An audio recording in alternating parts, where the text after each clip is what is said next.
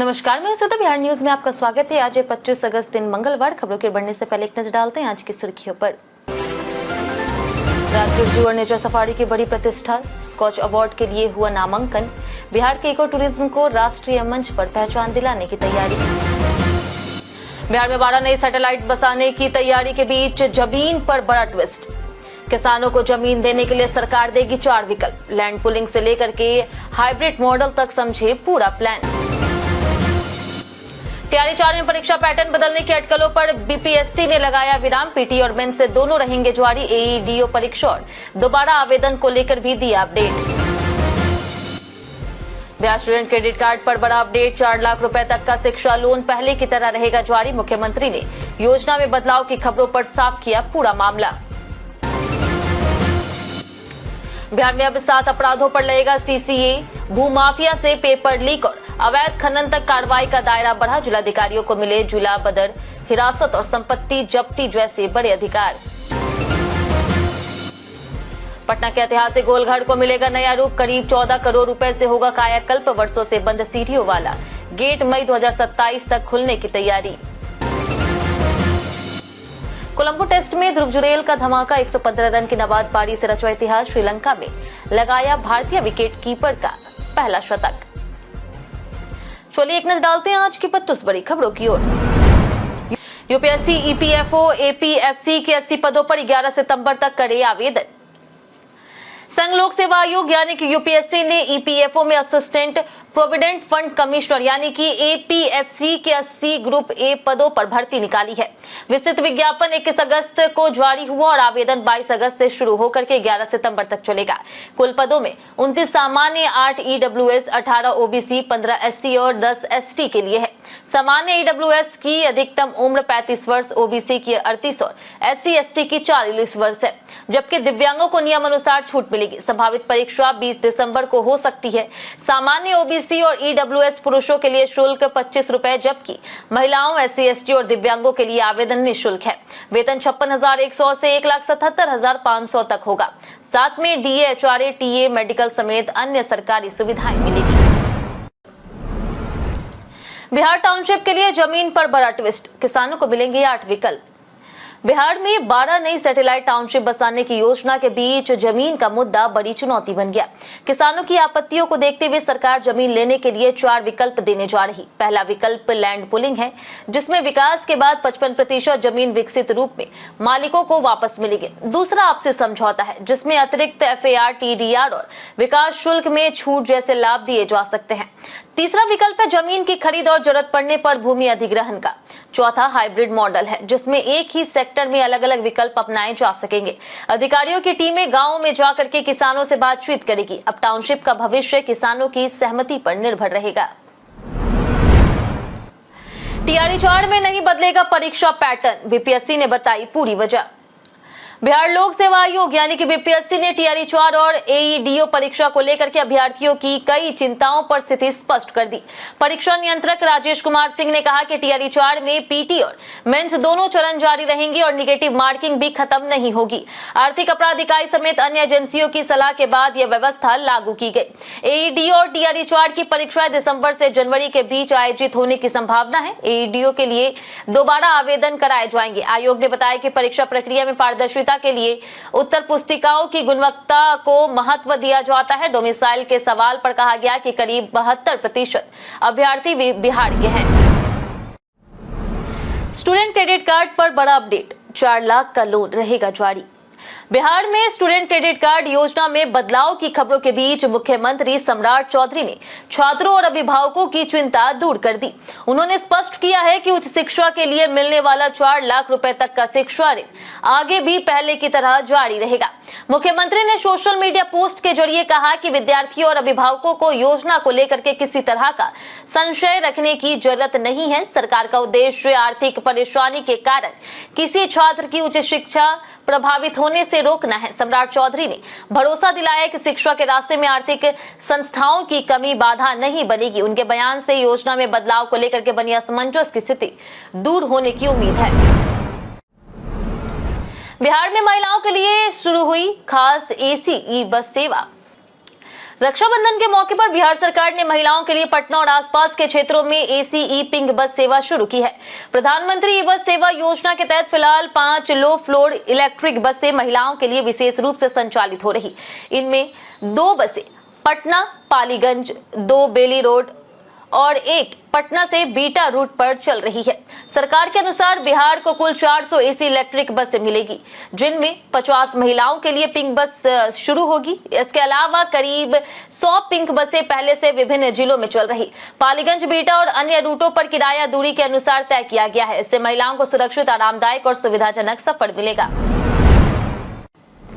अब बिहार में इन 7 अपराधों पर लगेगा सीसीए। बिहार सरकार ने असामाजिक तत्वों और संगठित अपराधियों पर कार्रवाई के लिए सीसीए कानून में बड़ा संशोधन किया।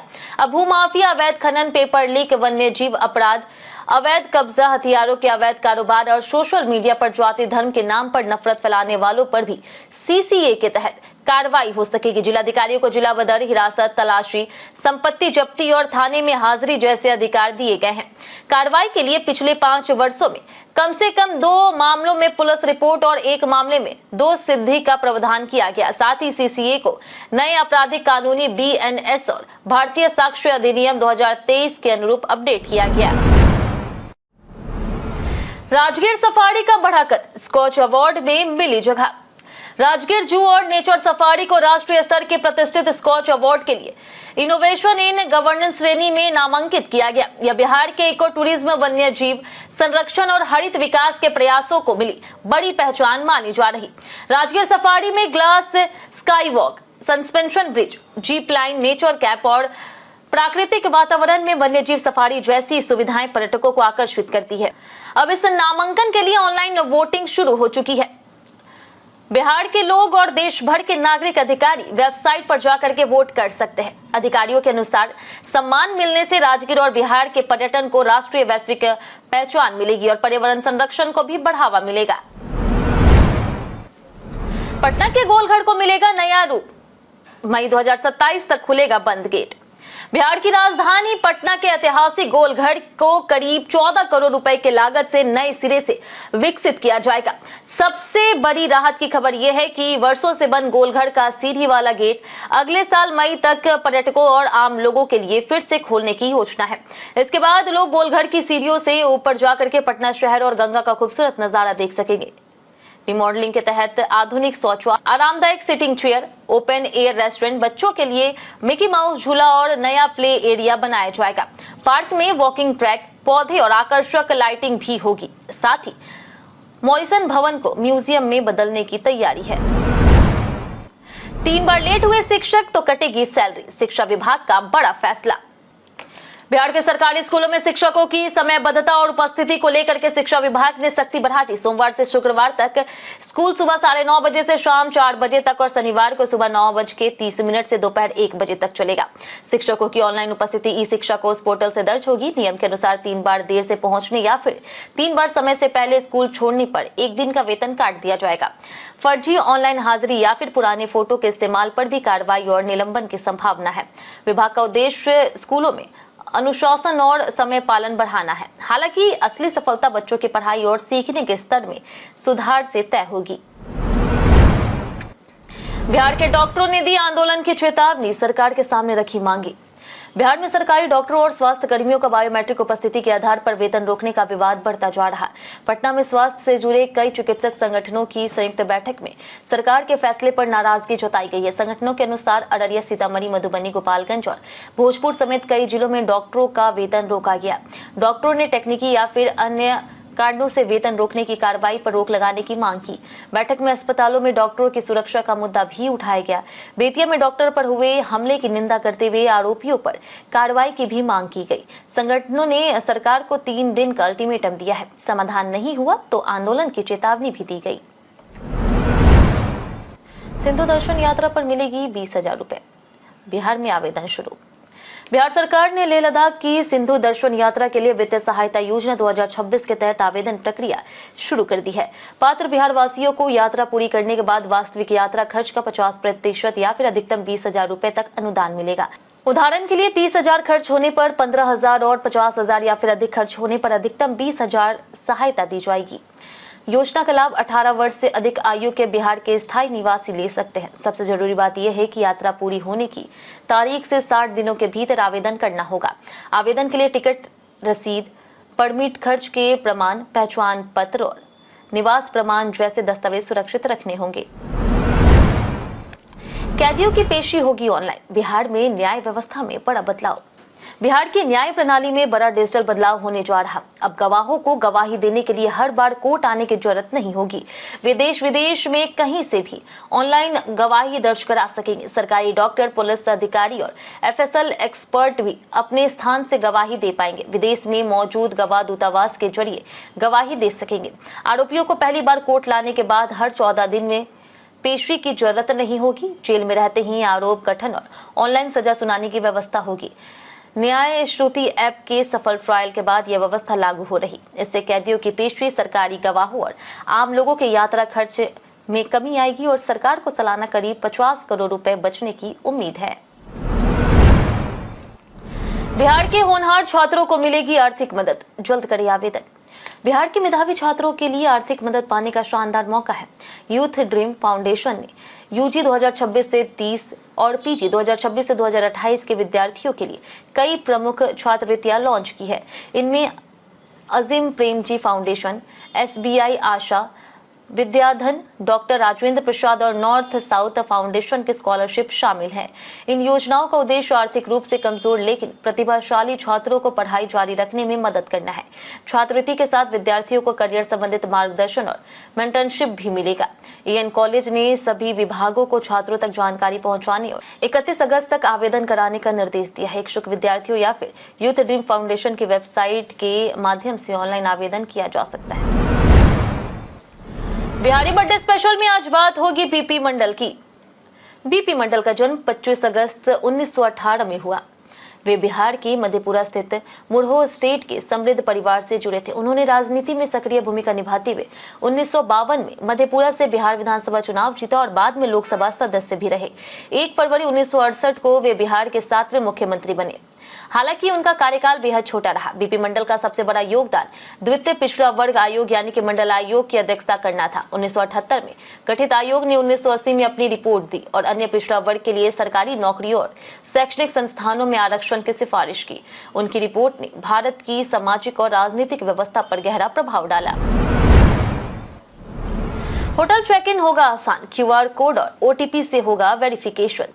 होटल में चेक इन के दौरान अब आधार कार्ड की फोटोकॉपी देने की जरूरत कम हो सकती है। पहचान सत्यापन के लिए डिजिटल व्यवस्था को बढ़ावा दिया जा रहा है, जिसमें QR कोड, OTP और ऐप आधारित प्रक्रिया शामिल हो सकती है। इसका उद्देश्य चेक इन प्रक्रिया को आसान और तेज बनाना है। साथ ही बार बार आधार की कॉपी जमा करने से निजता से जुड़ी चिंताएं भी कम हो सकती है। UIDAI डिजिटल वेरिफिकेशन को बढ़ावा देने की दिशा में काम कर रहा है। कई होटल इस व्यवस्था को अपनाना शुरू कर चुके हैं और दिसंबर तक देश के 50% से अधिक होटल रेस्टोरेंट में डिजिटल पहचान सत्यापन लागू होने की संभावना बताई जा रही। बिहार के 3 लाख छात्रों को मिलेगी 75,000 शिक्षकों की मुफ्त मदद। बिहार सरकार ने छात्रों के लिए बिहार विद्या साथी ऐप शुरू किया है, जिससे पहले चरण में 38 जिलों में 700 मॉडल स्कूलों के करीब 3 लाख छात्रों को 24 घंटे मुफ्त शिक्षक सहायता मिलेगी। इसके लिए 75,000 शिक्षकों का नेटवर्क तैयार किया गया है। कक्षा 9 से 12 तक के छात्र अपनी जरूरत के अनुसार शिक्षक चुन करके 1-to-1 बातचीत में सवाल पूछ सकेंगे और पढ़ाई से जुड़ी शंकाओं का समाधान पा सकेंगे। कक्षा 9 से 10 के सभी विषय और 11 से 12 विज्ञान वर्ग के छात्रों को लाइव सपोर्ट मिलेगा। साथ ही JEE, नीट और बिहार बोर्ड की तैयारी के लिए AI आधारित डिजिटल कंटेंट भी उपलब्ध कराए जाएंगे। बोधगया से बैंकॉक सीधी फ्लाइट का ऐलान, टिकट बुकिंग हुआ शुरू। बिहार के यात्रियों और पर्यटकों के लिए बड़ी खुशखबरी है। बोधगया से बैंकॉक के बीच सीधी नॉन स्टॉप उड़ान सेवा 25 अक्टूबर से शुरू होने जा रही। इंडिगो एयरलाइंस की यह अंतर्राष्ट्रीय उड़ान सप्ताह में 2 दिन सोमवार और गुरुवार को संचालित होगी। इसके लिए टिकटों की बुकिंग 24 अगस्त से शुरू हो चुकी है। इस सेवा से बिहार को अंतर्राष्ट्रीय हवाई कनेक्टिविटी मिलेगी और थाईलैंड समेत दक्षिण पूर्व एशिया से बोधगया पहुंचना आसान होगा। बौद्ध धर्म से जुड़े विदेशी पर्यटकों के लिए यह सुविधा खास तौर पर महत्वपूर्ण मानी जा रही। सीधी उड़ान से बोधगया के पर्यटक, होटल, परिवहन और स्थानीय कारोबार को भी बढ़ावा मिलने की उम्मीद है। जाने आज कैसा रहेगा बिहार के मौसम का मिजाज। मौसम विभाग के अनुसार बिहार में अगले 3 से 4 दिनों तक अधिकतम तापमान में खास बदलाव की संभावना नहीं है, जबकि अगले 5 दिनों तक न्यूनतम तापमान भी लगभग स्थिर रहेगा। राज्य के उत्तर पश्चिम, उत्तर मध्य, दक्षिण पश्चिम और दक्षिण मध्य हिस्सों में कुछ स्थानों पर मेघ गर्जन, वज्रपात और 30 से 40 किलोमीटर प्रति घंटे की रफ्तार से तेज हवाएं चल सकती है। मौसम विभाग ने औरंगाबाद, बक्सर और सिवान में कुछ स्थानों पर भारी बारिश की संभावना जताई। अधिकतम तापमान 32 से 36 डिग्री सेल्सियस के बीच रहने की संभावना है, जबकि न्यूनतम तापमान 26 से 28 डिग्री सेल्सियस के आसपास रह सकता है। लोगों को गरज चमक के दौरान सावधानी बरतने की सलाह दी गई। बिहार में दरोगा रिश्वत लेते रंगे हाथ गिरफ्तार। पश्चिम चंपारण जिले में भ्रष्टाचार के खिलाफ निगरानी अन्वेषण ब्यूरो ने बड़ी कार्रवाई की है। टीम ने शिकारपुर थाने में तैनात दरोगा उपेंद्र कुमार विद्यार्थी को रिश्वत लेते रंगे हाथों गिरफ्तार किया। जानकारी के अनुसार दरोगा पर एक मामले में शिकायतकर्ता से रिश्वत मांगने का आरोप था। शिकायत मिलने के बाद निगरानी विभाग ने जांच की और आरोप की पुष्टि होने पर कार्रवाई की योजना बनाई। तय योजना के तहत जैसे ही दरोगा ने रिश्वत की रकम ली, निगरानी टीम ने उसे तत्काल पकड़ लिया। गिरफ्तारी के बाद दरोगा से पूछताछ की जा रही। टीम यह भी जांच कर रही कि रिश्वत मामले में किसी अन्य व्यक्ति की भूमिका थी या नहीं। पीएम सूर्यघर योजना में पिछड़ा बिहार, अब रोज 2000 घरों में लगाना होगा सोलर। बिहार में पीएम सूर्यघर योजना का लक्ष्य पूरा करने में राज्य काफी पीछे चल रहा। नवंबर तक 2.50 लाख गरीब परिवारों की छतों पर 1.1 किलोवाट के सोलर प्लांट लगाने का लक्ष्य है, लेकिन अब तक सिर्फ 49,000 घरों पे ही प्लांट लगाए गए, यानी करीब 2 लाख घरों में अभी सोलर प्लांट लगाना बाकी है। लक्ष्य पूरा करने के लिए बचे 100 दिनों में हर दिन लगभग 2000 घरों में सोलर प्लांट लगाने होंगे, जबकि मौजूदा रफ्तार करीब 720 घर प्रतिदिन है। गरीब बीपीएल परिवारों को 100% सब्सिडी मिल रही। सरकार ने एजेंसियों को काम तेज करने की चेतावनी दी है और लापरवाही पर कार्रवाई की बात कही। पटना में आज हो सकता है छात्र आंदोलन, प्रशासन पूरी तरह अलर्ट। पटना में आज प्रस्तावित बड़े छात्र आंदोलन को लेकर के जिला प्रशासन और पुलिस पूरी तरह से अलर्ट मोड पर है। बीपीएससी, बीएसएससी, पीएचडी धारक अभ्यर्थियों और टीआर-4 से जुड़े छात्र संगठन विभिन्न मांगों को लेकर के विशाल प्रदर्शन की तैयारी में है। कानून व्यवस्था बनाए रखने के लिए डीएम और एसएसपी ने वरीय अधिकारियों के साथ बैठक कर सुरक्षा व्यवस्था की समीक्षा की है। प्रशासन ने छात्र नेताओं और संगठनों के प्रतिनिधियों से बातचीत कर विवाद का शांतिपूर्ण समाधान निकालने की पहल भी की। छात्रों की प्रमुख मांगों में टीआर-4 में पुराने पैटर्न पर सिंगल टीयर परीक्षा, लंबित बीएसएससी भर्तियों में तेजी और सहायक प्राध्यापक बहाली में पारदर्शिता शामिल है। गर्दनीबाग समेत प्रमुख इलाकों में सुरक्षा बढ़ाई जा रही। बीपीएससी परीक्षा नियंत्रक के बयान पर बवाल, सीएम सम्राट ने दिए कार्रवाई के आदेश।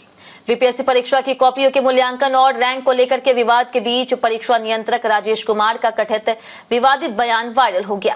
हाथी चले बाजार, कुत्ता भौंके हजार टिप्पणी पर छात्रों में आक्रोश बढ़ा और विरोध प्रदर्शन तेज हो गया। विवाद बढ़ने पर राजेश कुमार ने माफी मांगते हुए कहा कि उनका किसी व्यक्ति या फिर समूह की भावनाएं आहत करने का इरादा नहीं था। वहीं मुख्यमंत्री सम्राट चौधरी ने मामले का संज्ञान लेते हुए सामान्य प्रशासन विभाग को अधिकारियों के खिलाफ कार्रवाई के निर्देश दिए। रैंक 3 की कॉपी को लेकर के आयोग ने कहा कि मूल्यांकन उत्तर की गुणवत्ता और पूर्णता के आधार पर हुआ है। छात्रों का आंदोलन फिलहाल जारी है। ध्रुव जुरैल ने रचवा इतिहास, धोनी का रिकॉर्ड तोड़कर किया शानदार सेलिब्रेशन। कोलंबो टेस्ट में ध्रुव जुरैल ने शानदार नवाद 115 रन की पारी खेल करके इतिहास रच दिया। नंबर 7 पर बल्लेबाजी करते हुए जुरैल श्रीलंका में शतक लगाने वाले भारत के पहले विकेटकीपर बल्लेबाज बने। उन्होंने 171 गेंदों में शतक पूरा किया, जिसमें 9 चौके और 2 छक्के शामिल रहे। इस शतक के साथ जुरैल ने श्रीलंका में नंबर 7 पर भारत के विकेटकीपर बल्लेबाज के सबसे बड़े स्कोर का एमएस धोनी का रिकॉर्ड तोड़ दिया। वह जुरैल के टेस्ट करियर का दूसरा शतक है। शतक के बाद उनका जय जवान जय किसान सेलिब्रेशन भी खूब चर्चा में रहा। कई कारणों से दर्ज भारत के इतिहास में आज की तारीख 1918 में बीपी मंडल का जन्म हुआ, जो बिहार के मुख्यमंत्री और प्रमुख राजनीतिक नेता रहे। 1945 में आईएएस अधिकारी विवेक कुमार अग्निहोत्री का जन्म हुआ, जिन्होंने राज्यसभा महासचिव के रूप में कार्य किया। 1962 में अभिनेता राजीव कपूर का जन्म हुआ। वहीं अल्लामा मशरिकी और क्रांतिकारी शायर मखदूम मोहिउद्दीन की पुण्यतिथि भी आज के दिन मनाई जाती है। 1972 में साहित्यकार हरिभाऊ उपाध्याय का निधन हुआ। 1994 में प्रसिद्ध भारतीय महिला पहलवान विनेश फोगाट का जन्म हुआ। 2008 में मशहूर उर्दू शायर अहमद फराज का निधन हुआ। वहीं आज के दिन राष्ट्रीय नेत्रदान पखवाड़ा भी मनाया जाता है, जिसका उद्देश्य लोगों को नेत्रदान के प्रति जागरूक करना और दृष्टिहीन लोगों के जीवन में रोशनी लाना है। भारत बनाएगा अपना स्पेस स्टेशन, 2035 तक पूरा होगा बड़ा मिशन। भारत 2035 तक अपना खुद का भारतीय अंतरिक्ष स्टेशन बनाने की दिशा में तेजी से आगे बढ़ रहा। ISRO chairman doctor V Narayanan ने अहमदाबाद में तीसरे राष्ट्रीय अंतरिक्ष दिवस के दौरान बताया कि स्टेशन के पहले प्रस्तावित मॉड्यूल को मंजूरी मिल चुकी है। उन्होंने कहा कि भारत 50 से अधिक क्षेत्रों में स्पेस बेस्ड एप्लीकेशन का इस्तेमाल कर रहा, जिससे आम नागरिकों को सीधा लाभ मिल रहा है। इसमें remote sensing, telecommunication, tele education, आपदा चेतावनी, नेविगेशन और रियल टाइम मॉनिटरिंग शामिल है। भारत गगनयान मिशन पर भी काम कर रहा है। वहीं चंद्रयान 3 की ऐतिहासिक सफलता के बाद शिव शक्ति पॉइंट की उपलब्धि को राष्ट्रीय अंतरिक्ष दिवस के रूप में मनाया जाता है। हम प्रतिदिन आपसे 7 ऐसे जरूरी सवाल उसके जवाब बताएंगे जो कि बीपीएससी, बिहार पुलिस दरोगा समेत एसएससी जैसे अन्य प्रतियोगी परीक्षाओं में काम आएंगे। सवाल इतिहास, बिहार स्पेशल, विज्ञान, करंट अफेयर्स और भूगोल से रहेंगे। पूछे गए 7 सवाल में आपने कितना सही जवाब दिया हमें कमेंट करके जरूर बताएं। तो हमारा पहला सवाल है, इनमें से कौन सी वज्जी महाजनपद की राजधानी थी? ऑप्शन ए है नालंदा, ऑप्शन बी है वैशाली, ऑप्शन सी है मुंगेर, ऑप्शन डी है राजगीर। इसका सही जवाब है ऑप्शन डी वैशाली। बिहार का कौन सा शहर अपने नायलॉन उद्योग के लिए प्रसिद्ध है? ऑप्शन ए है पटना, ऑप्शन बी है मुंगेर, ऑप्शन सी है गया जी, ऑप्शन डी है राजगीर। इसका सही जवाब है ऑप्शन बी मुंगेर। हमारे तीसरे सवाल के, बिरसा मुंडा ने किस विद्रोह का नेतृत्व किया था? ऑप्शन ए है कोल विद्रोह, ऑप्शन बी है संथाल विद्रोह, ऑप्शन सी है मुंडा विद्रोह, ऑप्शन डी है भूमिज विद्रोह। इसका सही जवाब है ऑप्शन सी मुंडा विद्रोह।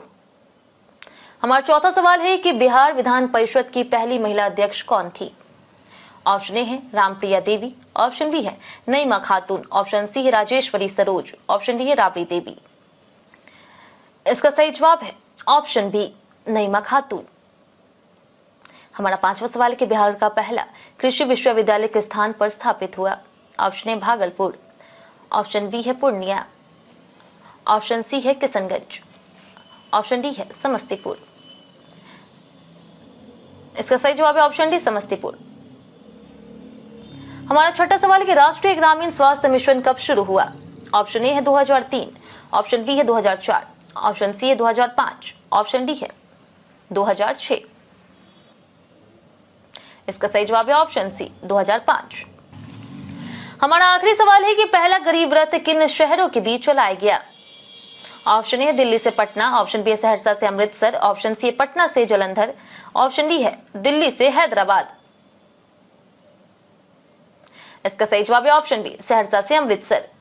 बीते दिन हमारे द्वारा पूछे गए सवाल का जवाब आप लोगों में से बहुत लोगों ने हमारे कमेंट बॉक्स सेक्शन में लिख कर दिया। जिन्होंने हमारे द्वारा पूछे गए सवाल का जवाब दिया उनके नाम है उमा शंकर कुमार, कृष्णा प्रसाद, विनोद शाह, गुड्डू कुमार, पवन प्रसाद, अशोक कुमार, गीता देवी, रामकिशोर महतो, अनवर करीम खान, संजीव कुमार, अंकित यादव, प्रदीप पंडित, रोशन कुमार, राजीव कुमार, अमर कुमार, परवेज अंसारी, दीनानाथ सिंह, कौशलेंद्र कुमार सिन्हा, मुन्ना प्रसाद, संजय कुमार शर्मा, दीपक कुमार, रवि मोहन वर्मा, दीपक कुमार, जितेंद्र ठाकुर, गायत्री देवी, राजीव राय, कृष्णा कतरा, रंजीत मिश्रा, राम बाबू दास, हरेंद्र सिंह, रेखा देवी, दयानंद सिंह, पवन कुमार, संजय पासवान, युवराज कुमार, लक्ष्मी मेहता, राजवेंद्र ताती, गुंजा कुमारी, प्रयाग सिंह, विजय घायल, अमरजीत कुमार, दिलीप कुमार, रोशन कुमार और अमित कुमार। इसी के साथ बढ़ते आज के सवाल की। आज का सवाल है, बिहार का नाम सुनते ही आपके दिमाग में पहला शब्द क्या आता है? आप अपना जवाब हमें हमारे कमेंट सेक्शन में लिखकर जरूर बताएं। आज के लिए इतना ही। बिहार की तमाम खबरों के साथ बने रहने के लिए देखते रहे बिहारी न्यूज और साथ ही यूट्यूब चैनल पर देखिए, चैनल को सब्सक्राइब कर दीजिए और या फिर आप फेसबुक पेज पर देख रहे हैं तो लाइक और फॉलो जरूर कीजिए।